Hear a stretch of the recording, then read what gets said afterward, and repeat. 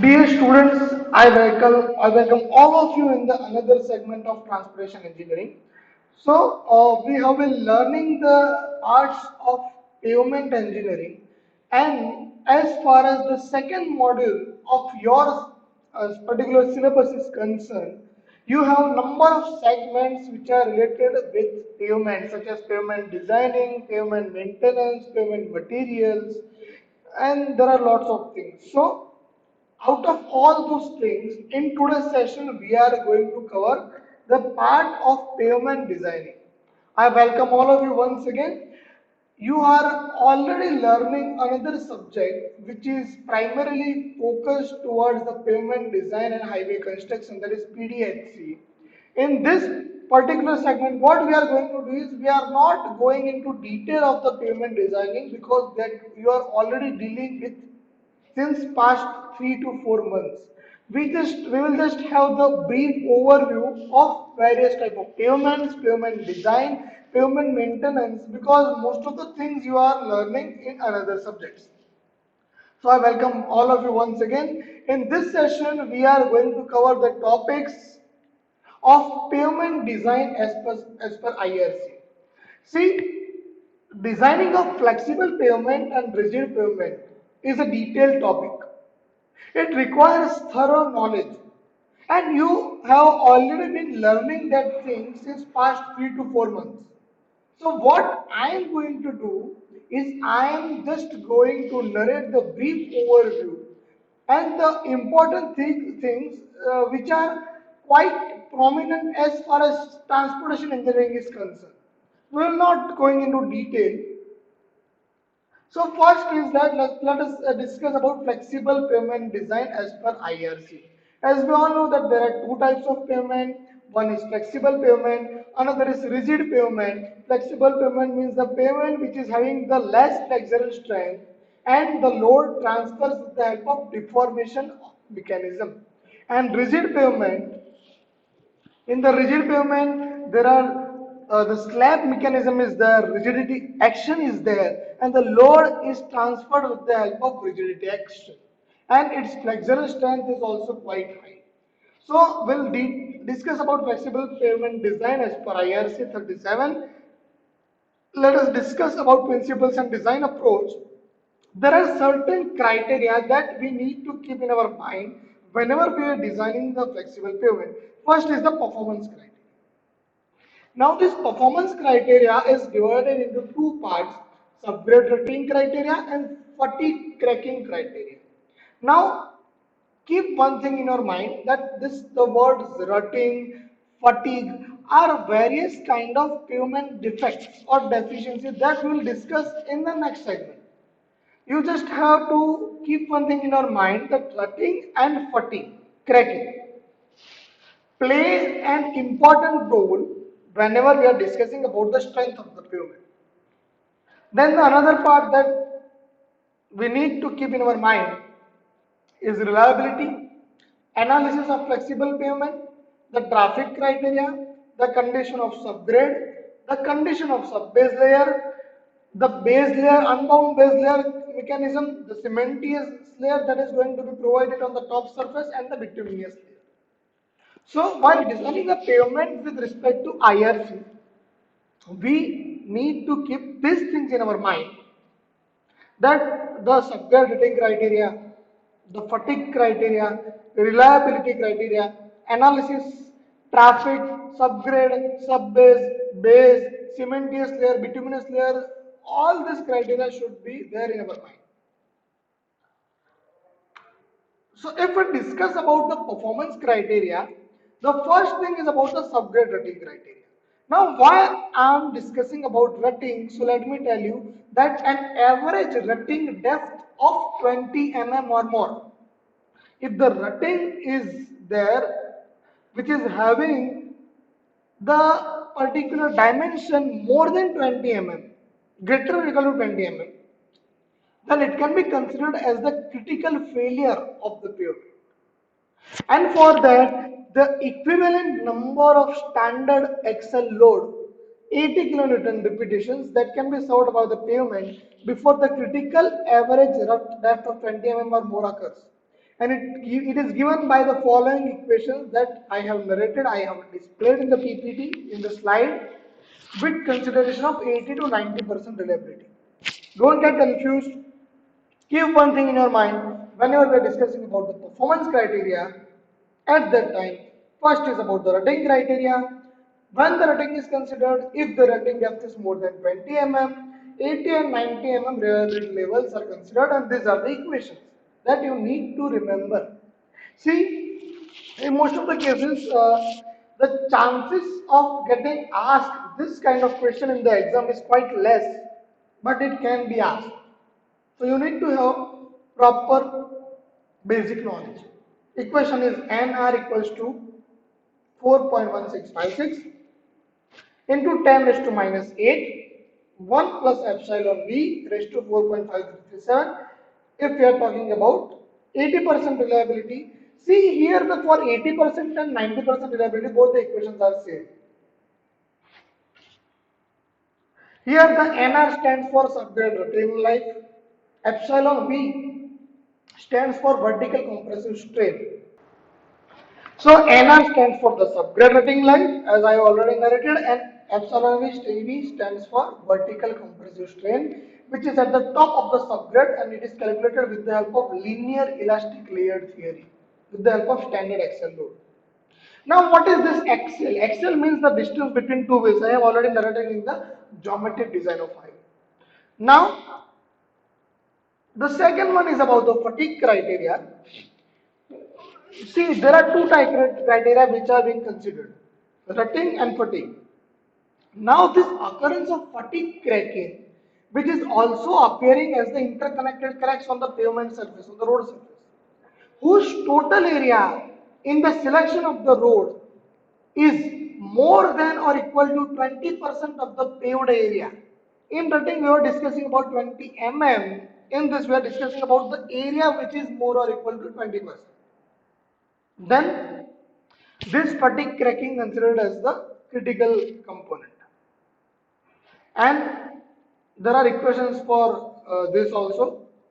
This is the equation. NR equals to 1.6064 into C into 10 raised to minus 4 for 80 and then for 90. A small change is there. If we are talking about 80% reliability, it is 1.6064, the multiplication form. And if you are talking about 90% reliability, it is 0.516. Don't get confused. Maybe you are thinking that it is quite hard or tough. Don't get confused. Just keep two things in your mind. First is rutting, second is rutting and fatigue. Rutting 20 mm, fatigue 20% area. Then the another criteria is about reliability. Now the IRC guidelines recommend that 90% reliability performance equations for the subgrade rutting and fatigue cracking of the bottom layer should be there if you are designing national highway, state highway and urban roads. Means 90% reliability is considered if you are discussing about higher level of highways. And for remaining 80% is there for the traffic which is having less than 20 standard million ms million standard axles. So this is the reliability criteria that for NH, SH and urban road it is 90%. If it is less than 20 ms traffic, then it will be 80. Then it is about flexible pavement analysis. So nowadays the pavement design and analysis is done with the help of IIT View software. This is developed by one of the IITs. This is the most easiest software, and if the time permits, we'll try to cover this thing in the session. So for computing the stress, strain and deflection, the pavement has been considered in IRC guideline as per linear elastic layered system. Pavement means linear elastic system because it has the deflection characteristic, and IIT PAVE is used for that. Then the another criteria is that whenever we are discussing about IIT PAVE, there are certain conditions that we need to get aware of, such as whenever we are using IIT PAVE, in IIT PAVE, dual wheels are considered, 20 kilonewton load on each wheel is considered, Linear elastic model is considered as far as material response is concerned. And if we are talking about the context stress for critical parameter analysis, 0.56 MPa for tensile strength in bituminous and 0.80 MPa for cement concrete. You don't need to mug up these things. These are the technical. See, whenever we go to purchase a new mobile, whenever we are surfing for a new mobile on Amazon, we just go through the technical specifications, that what are the megapixel, what is the display size. So these are the technical specification of IIT Qs. As far as transportation engineering is concerned, you don't have to mug up. And if we talk about the critical mechanistic parameters, then the cement treated base, we are talking about the cement treated base, then the tensile stress and strain act at the bottom and the compressive strain at the top. If you are discussing about the subgrade. Now you are aware of subgrade, subbase, base and surface. Then it is about traffic. Whenever we are discussing about traffic, if we are discussing about traffic, then there is one thing that we need to keep in our mind, one important thing, that is called as vehicle damage factor. Now, the relative structural damage caused to the pavement by various type of axle of different loads means due to various kind of vehicles, certain damage always occurs on the surface of pavement. And this particular estimation of damage is called as vehicle damage factor VDF, and this is used in the design traffic. The design traffic is estimated in these guidelines with the help of cumulative standard axles, means 80 kN single axle with dual wheels.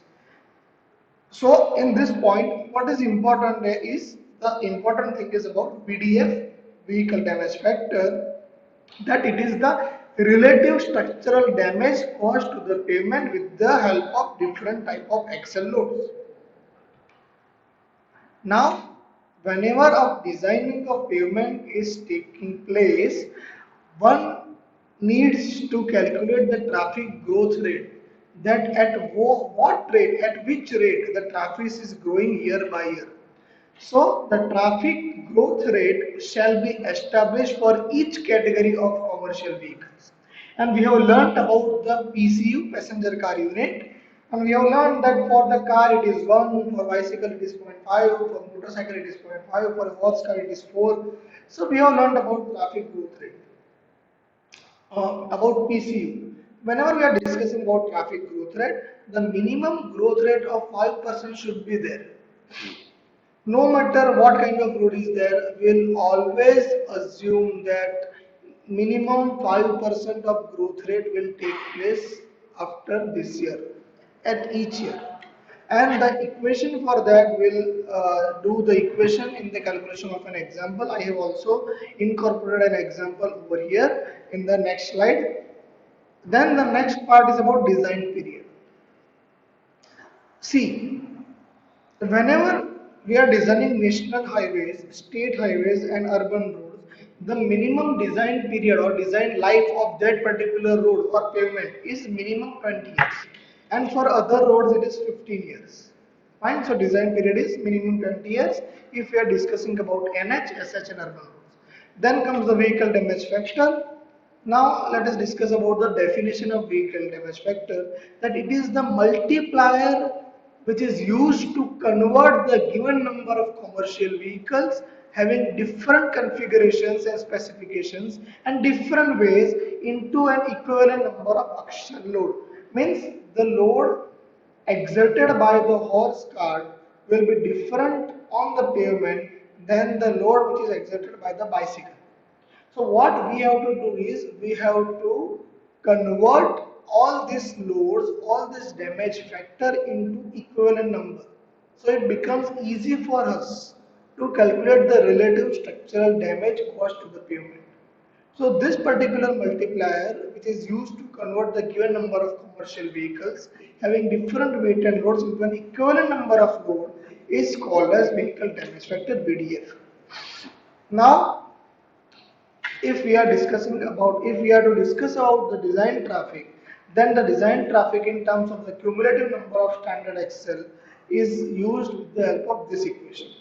N is equal to 365 into 1 plus R is to N minus 1 divided by R into A into D into F. So this is the equation where the N stands for cumulative number of standard Excel. Then A stands for initial traffic, means commercial vehicles per day, that will be already given in the example statement. D stands for distribution factor, that will also be given. F stands for vehicle damage factor, that we have already discussed, that will already be given. N stands for small n stands for design period in years, and R stands for annual growth rate of commercial vehicle. The minimum will be 5%.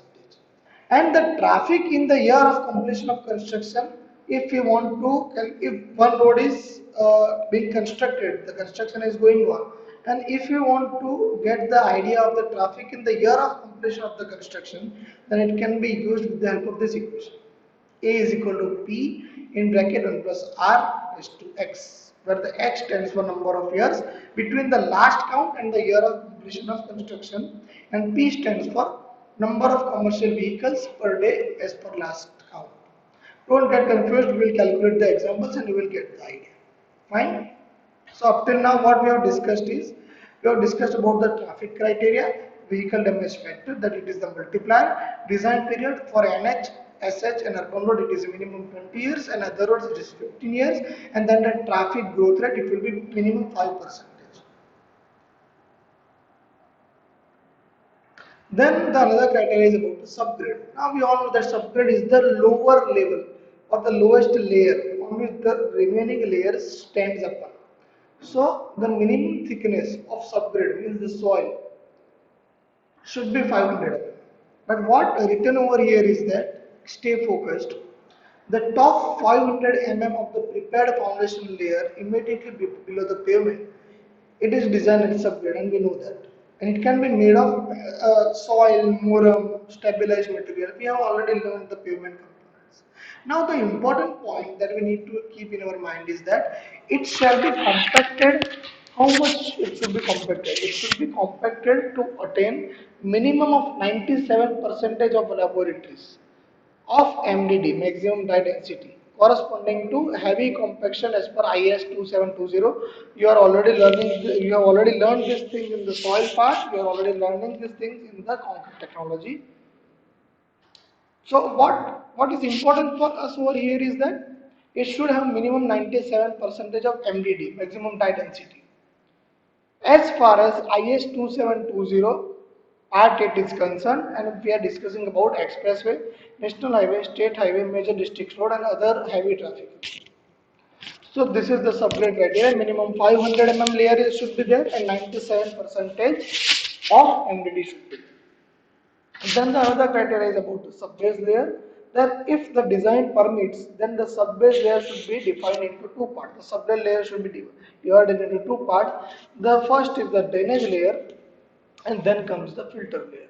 The upper layer acts as the drainage layer which helps to drain off the water, and the lower layer acts as the filter layer, and minimum both of these layers should have the thickness of 100 mm thickness, 10 centimeter. So this is the subgrade subbase criteria. Then the unbound base layer, subgrade subbase is completed. Now we are discussing about the base. So this layer consists of WMM means wet mix macadam, WBM means water bound macadam, CRN means crushed or crusher run macadam, RC means reclaimed concrete, which should be conformed to the Ministry of Road Transport and Highway specification. Now the WMM may also consist of blast furnace slag, which is the waste material, and it should be mixed with the crushed stone, meeting the MORS specifications. The wet mix macadam may also be consist of blast furnace slag, as I have already discussed, and it should be meet the Ministry of Road Transport and Highway specifications. Then the another criteria is about cementous and bituminous layer, that if the traffic is more than 50 MSA, then the stone mix asphalt, then GGRB means gap graded mix with rubberized bitumen, bituminous concrete should be used. Now, which are the steps that are being involved in the flexible pavement design? The first is that we need to select the trial composition. Then we need to design the bituminous mix and define the modulus, residual modulus. Then we will define the layer thickness. Then what we will do, we'll analyze the structural part of the pavement structure. Then we'll compute what are the strains, what are the possible stress and strain that are going to act. Then we'll do iterations and then we'll check for the damage.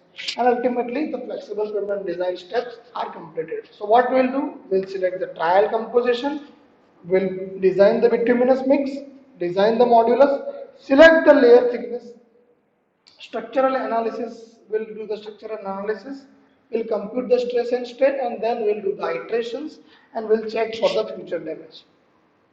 Now, if we discuss about the design of rigid pavement, then what is the basic difference? That it is about cement concrete pavement and reinforced cement concrete pavement. Basically, cement concrete is there. So, the group of rigid pavement involves RCC, CC, etc. pavements. And the load carrying capacity in rigid pavement is mainly due to the rigidity action.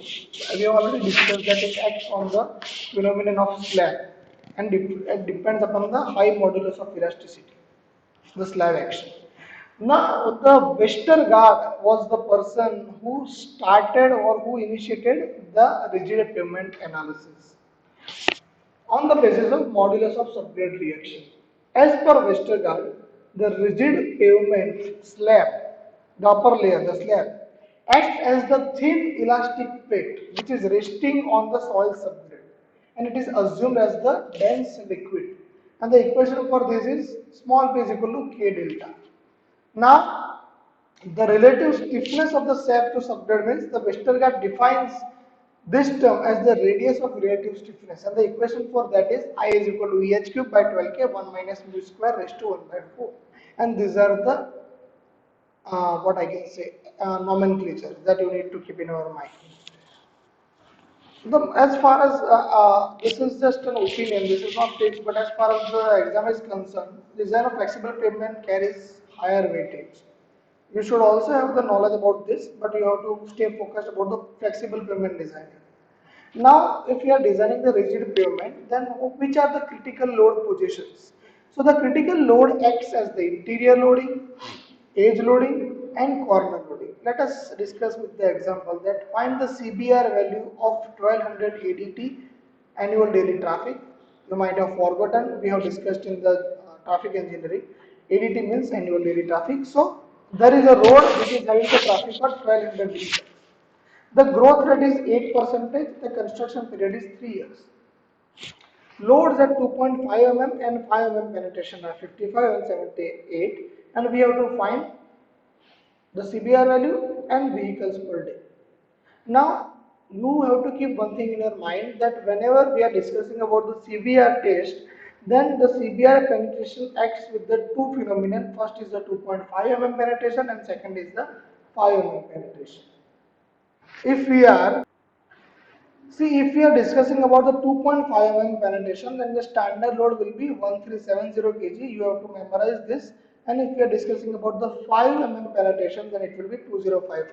Now, what are the values that we are given over here is for 2.5 it is 55 and for 5 it is 78. So, what we will do? We will calculate the standard value 55 which is given standard is 1370 and we'll multiply it by 100, so we'll get the percentage value and then we'll do the same for 5 mm penetration and ultimately we are getting the 2.5 mm penetration value of CBR as 4 percentage and the 5 mm penetration of CBR as 3.8 percentage. Now we are to discuss about the number of vehicles per day. So this is the equation that we have discussed in the previous slide that A is equal to P in bracket 1 plus R is to n plus 10. P stands for 1200, R stands for 8 which is given over here, P is also given and N is given as 3. We'll just put the values and we are getting 3260 vehicles per day, V by vehicles per day. Now, the another example is this. This is the easiest example that the CBR value is given as 5%. We have to calculate the total thickness of the pavement with the help of US Corps engineers. I have underlined this statement US Corps of Engineers because this is the new thing. Now, this is the basic equation that small t, which means the thickness of pavement, equals to under root capital P in bracket 1.75 by CBR minus 1 by P pi raised to 1 by 2. Capital P means the load, here the load is 4100. CBR value which is given over here is 5%. P stands for the tire pressure or wheel pressure, which is also given 6 kg per centimeter square. Pi is 3.14. If we substitute the values, then we will get the thickness of the pavement as 34.89 centimeters. This is the additional thickness. Because keep one thing in your mind that when the CBR value is lesser than 12 percentage, then we have to provide additional thickness, and this is the equation of additional thickness. So apart from the provided thickness, we have to provide additionally 34.89 centimeter of thickness to the pavement. So this was all about the design of flexible and rigid pavement. This was the basic or brief overview. In next session, we will cover about the pavement maintenance strategy. Thank you so much.